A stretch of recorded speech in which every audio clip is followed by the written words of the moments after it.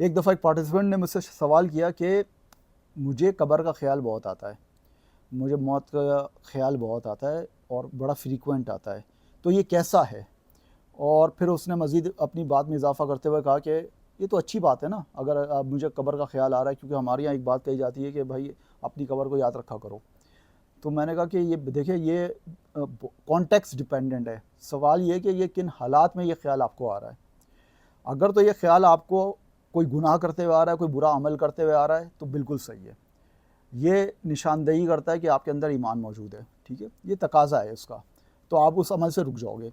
لیکن اگر یہ خیال آپ کو کسی خوشی کی حالت میں آ رہا ہے، مطلب یہ کہ زندگی تقریباً نارمل چل رہی ہے، کوئی بڑے مسئلے مسائل کے معاملات نہیں ہیں،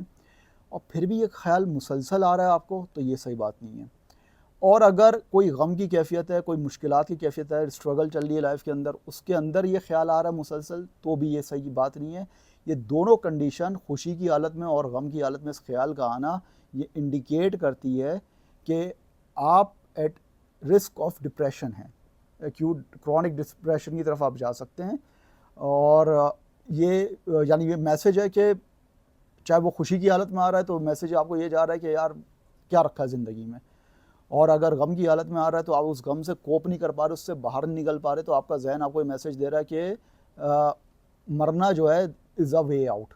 تو جو لوگ سوسائڈ کر لیتے ہیں، ایونچولی اس طرح کے خیالات ان کے اندر بہت زیادہ بڑھنا شروع ہوتے ہیں، وہ پیک پہ پہنچتے تب جا کے وہ ایسا قدم اٹھاتے اپنی زندگی کے ساتھ۔